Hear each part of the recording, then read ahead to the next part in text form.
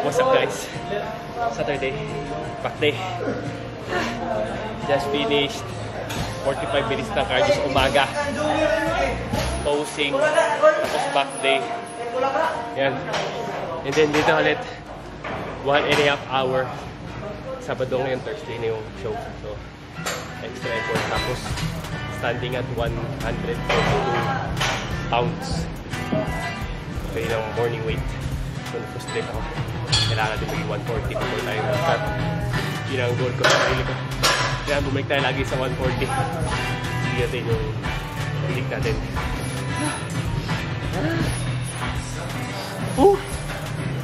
Ayun ako. Sabi yung assistance kasi relative eh. Pero sabi yung mabigat. 1.5 hour. Bukas mas mahirap yata. Hopefully book. Morning guys, Sunday. Ngayon ay July 2. 5 days out or 4 days out before the competition. Ngayon nag-weigh-in tayo. 10 AM ngayon na. Kanina morning nagising ako early. Is mga 5. Tapos nag-weigh-in ako. Lumabas is 141.4. 141.1. Ngayon nag-weigh-in tayo sa ating scale. Yan. Lumabas ay 140.4. Usually nag-weigh-in ako walang damit. So, pero may box na ako ngayon. Tapos may camera tayo. Ayan guys, lumalakas oh.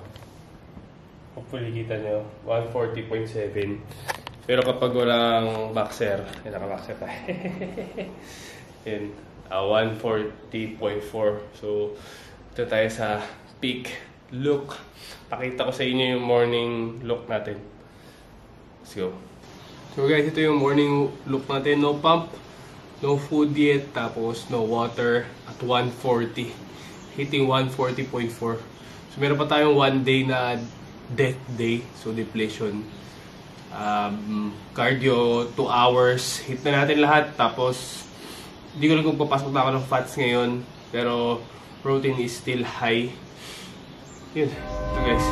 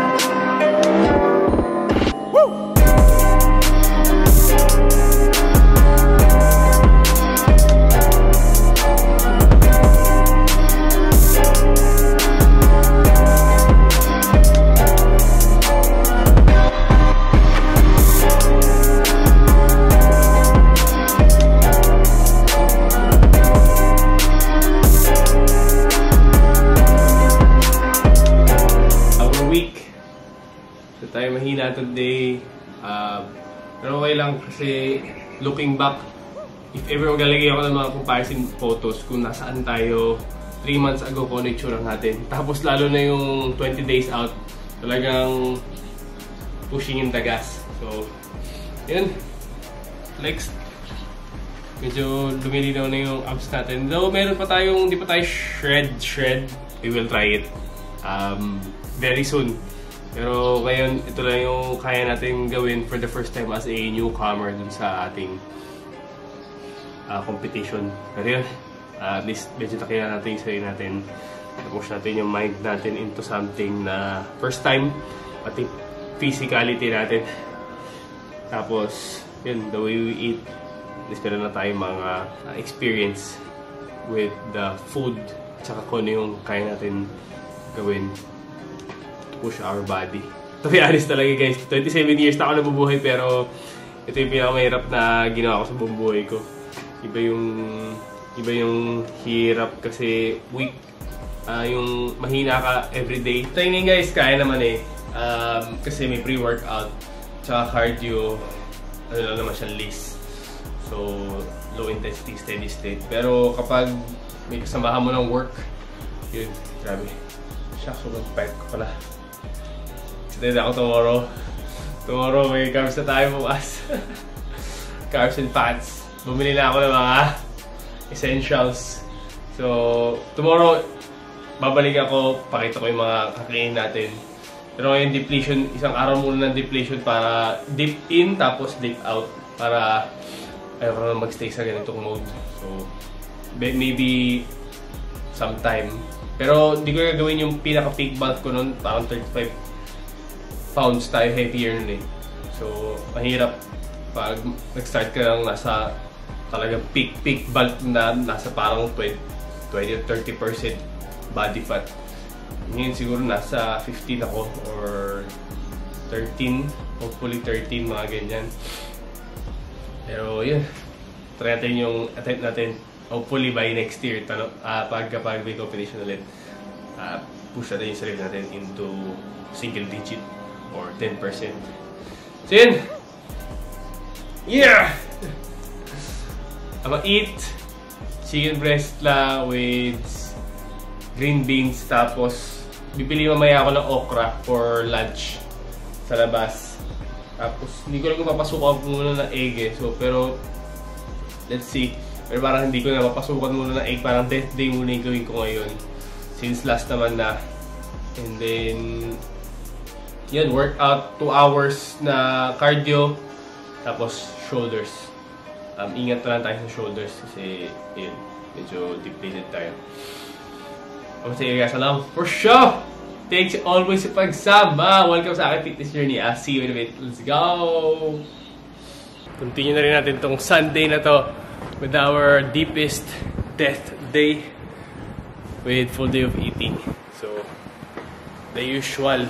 Ito talaga lagi ko kinakain lang nung mga death days. Yan. Chicken and green beans.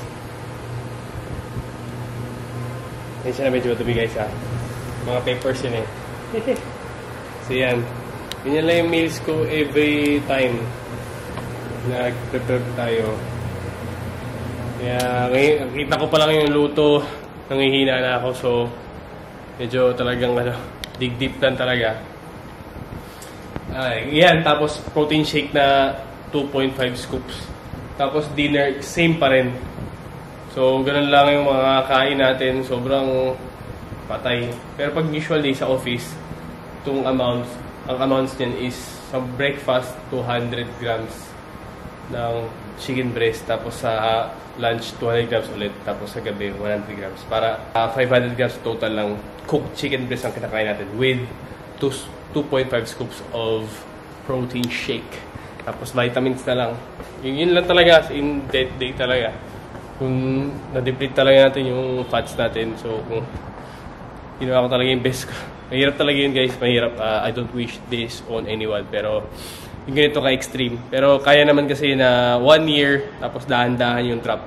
Pero pag magda-drop ka ng mga 15 pounds in less than 20 days or 25 days, brutal talaga guys. Within 3 weeks, 4 weeks. So, medyo brutal yun. Hindi pala medyo talaga extreme. So, yun lang, update ko kayo sa gym. Pinakita ko lang yung meals ko lagi. Yun lang naman, sobrang simple lang. Uniform.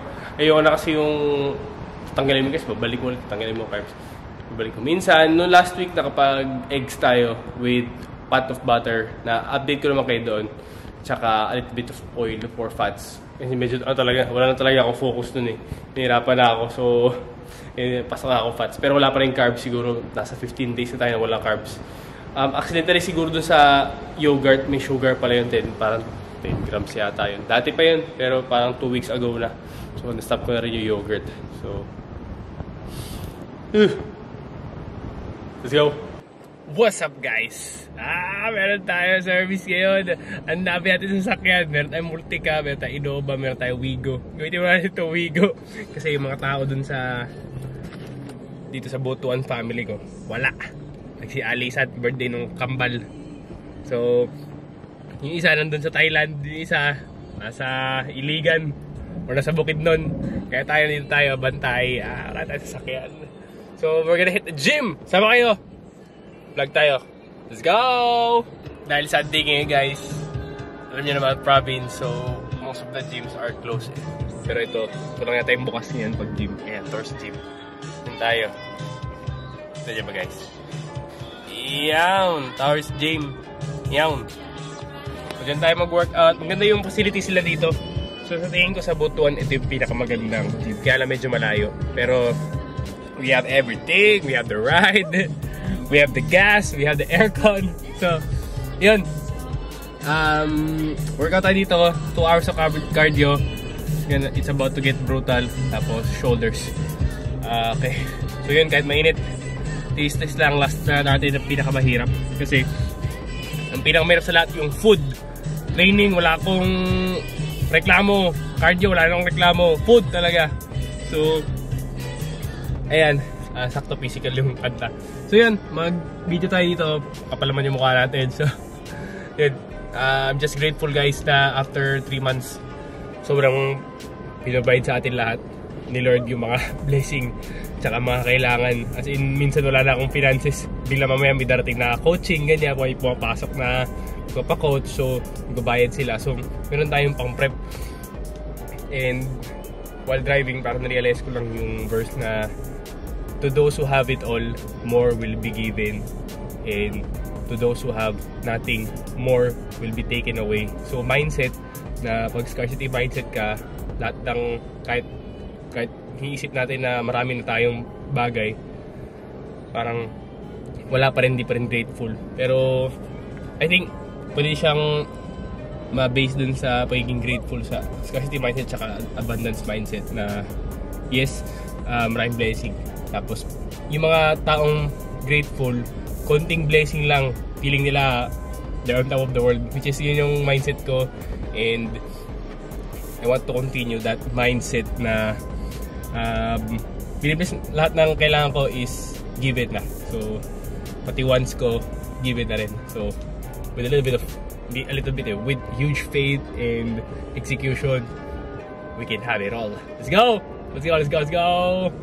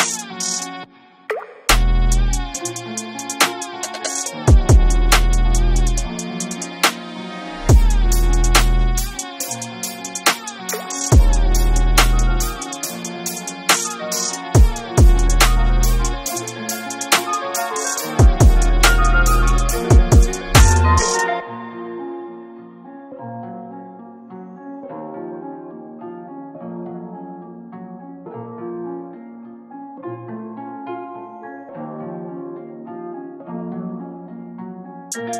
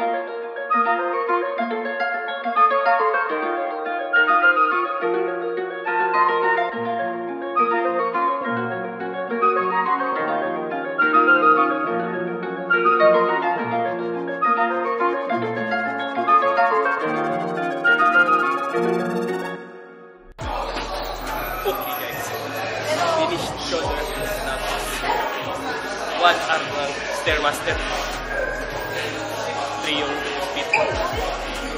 Kala ko, matay na ako. Kailangan tayo natin yan. First time yun, 1 hour straight. Usually, 15 minutes lang tayo.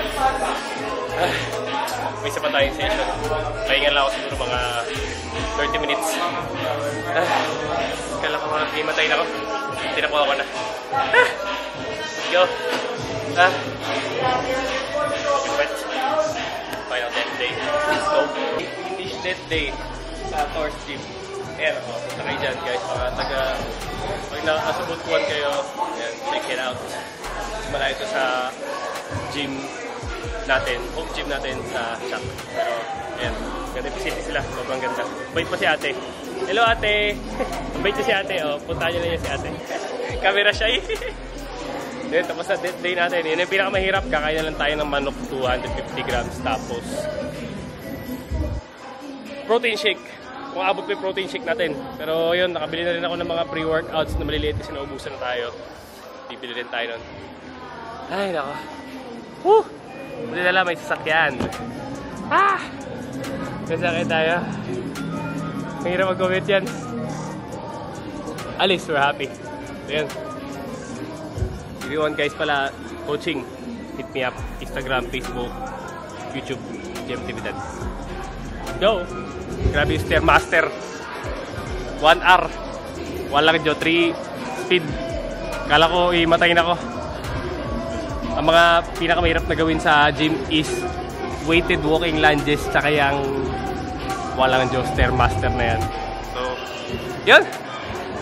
Time to carve up tomorrow. Excited ako sa pagkayatin bukas. Dadalhin ko kayo dun. We earned it 35 pounds. 37 pounds actually from peak weight until now 140.4. Hopefully tomorrow morning mas mababa pa. Hopefully. So galingan lang natin sa meals today. Final death day. Tapos carb up. Let's go! Salamat Torch Gym. Pa-sponsor naman. Let's go! What's up guys? Final bill of the night. Ito. 2.5 scoops. Tumagit ko kanina. Tapos ito 250 grams ng manok. Grabe guys, ako sawala ako dito sa mini natin. Pero last na to. Tomorrow, next set na akong gumising eh. So tulog tayo ngayon. After nito, rest up na. Ngayon ay 7:30 ng gabi. So, mag-get this down. Hindi ko lang kung makakain ko pa yung okra kasi parang duduwal ako. Pero I'm gonna push through, do our best. Kasi last naman na. So yun. Thank you guys always pagsama. Bukas, final death day to. Tomorrow, carb up day. So, yan. Kaya ko yung manok ng ganun kadami. Pero may kanin. Kaya yan easy or may kamote. Pero pag ano lang, okra lang tsaka manok, medyo mahirap kasi siguro 20 days na natin ginagawa yun or 15 days. So, yep. Pero kaya, gonna push through. We have all the time in the world. Eat, sleep, train, cook. Yun lang buhay natin. Medyo, and then work, syempre. Yun lang buhay natin. So, peaceful journey. Everything is provided for us ni Lord. So yun. I'ma take you guys along tomorrow sa carb up natin. Sama ko kayo kahit sa work. Let's go!